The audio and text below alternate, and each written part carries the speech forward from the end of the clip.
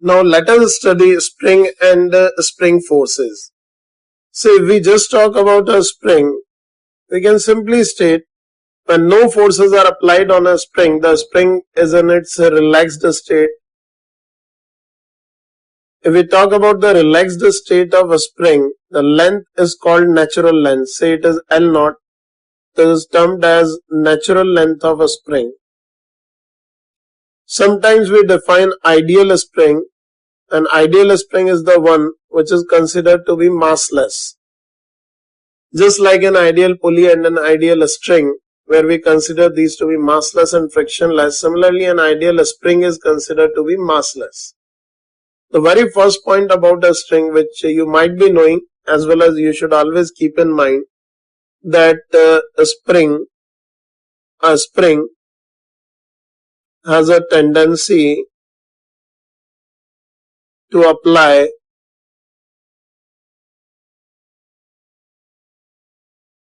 a restoring force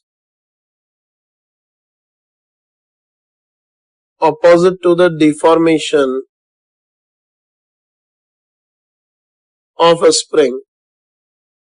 Like if I start pulling both the ends of a spring A and B in opposite direction, the spring will start exerting an inward force on my hands. If I push the two ends in inward direction, it will push my hands in outward direction.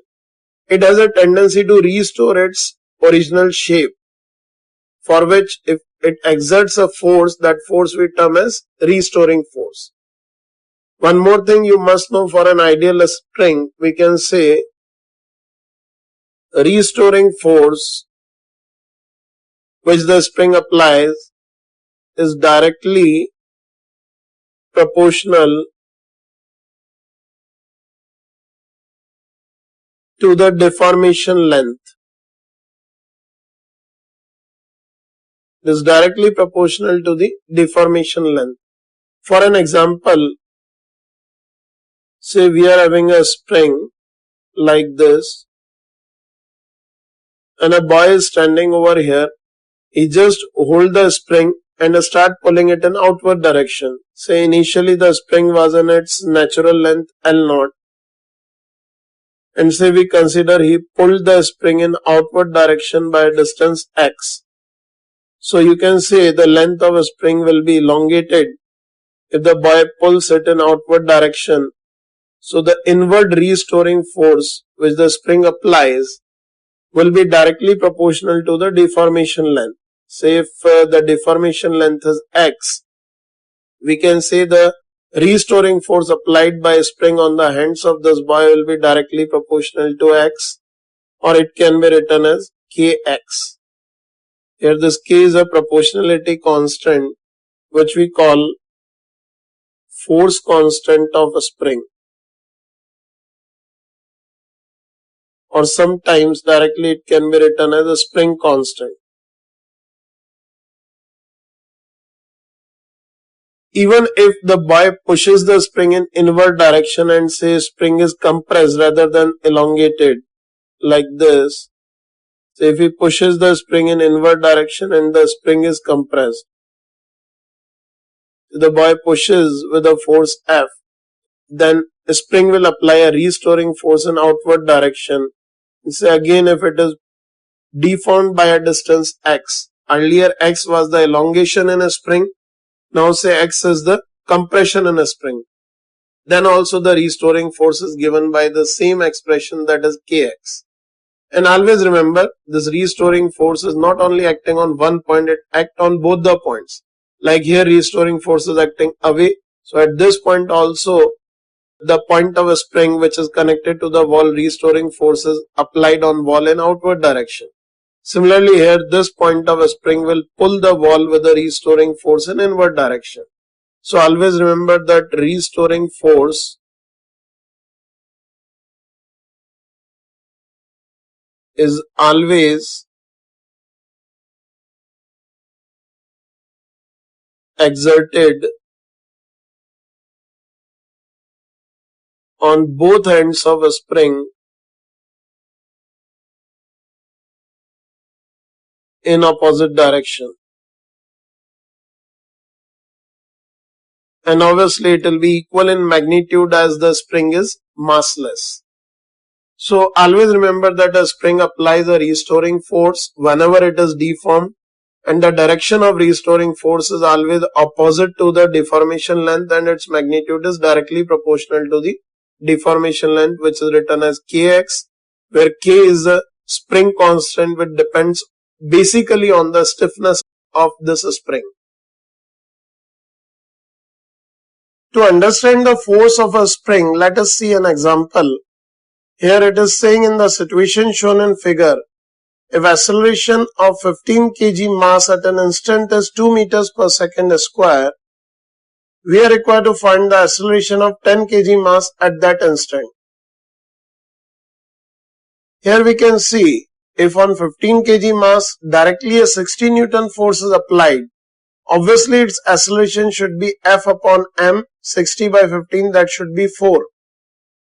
But we are given that 15 kg mass is having an acceleration 2.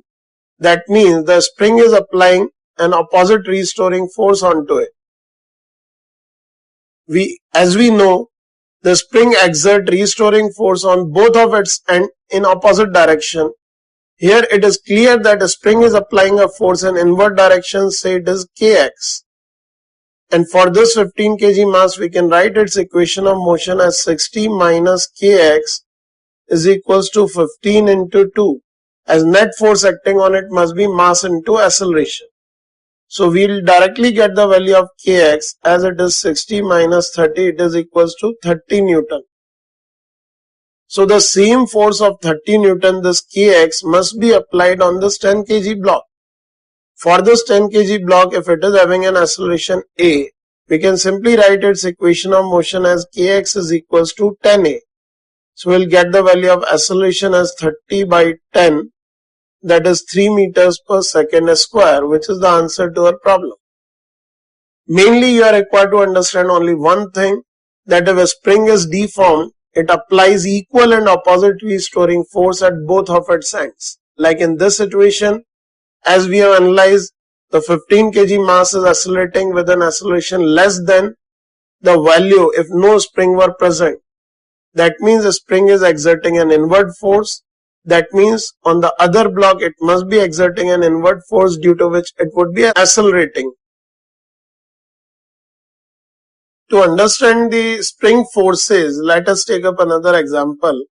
Here in the situation shown in figure, we are given that all surfaces are smooth, and it is saying when the system is set in motion under gravity, we are required to find the extension in a spring under the state of uniform acceleration of block. In this situation, we can directly handle the question just by drawing free body diagram and analyzing the tension in the string. We can say due to the weight of this 30 kg block, which it is experiencing 30 G in downward direction, it will experience a tension in upward direction. The same tension will exist here because everything, the string and the spring, are massless.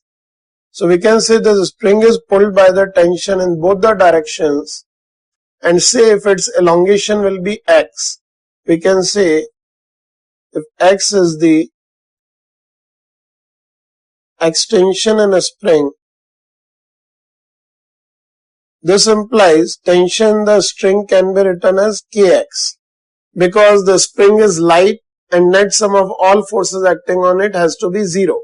So tension is applying a force T in upward direction, and it will be pulling the string with an inward restoring force, that is kx, which have to be equal. Now in this equation we can state under the state of uniform motion, under the state of uniform acceleration, we can state in this situation this block of 30 kg is coming down with acceleration a, this 40 kg will be moving with the same acceleration a. So here we can write down the equations for these blocks as 30 g minus t is equals to 30a, and for this 40 kg block we can write t is equals to 40a. From these equations, if we add the two, we'll get 30 g is equals to 70a, and we are getting acceleration as 3g by 7. Now if we put this acceleration here, we'll get tension is equals to 40 into 3g by 7, it'll be 120 g by 7, that is 1200 by 7 Newton. We are taking g equal to 10 meters per second square. If we use this equation, we can write kx is equal to 1200 by 7. If we take k as 2400, it will be 2400 x is equals to 1200 by 7. Here this will give us, this 12 also gets cancelled out. This will give us the value of x is equals to 1 by 14 meter. Which is the answer to this question? We are required to find the extension in the spring, which can be directly obtained by equating tension to kx, which is the restoring force applied by the spring on both sides of the string.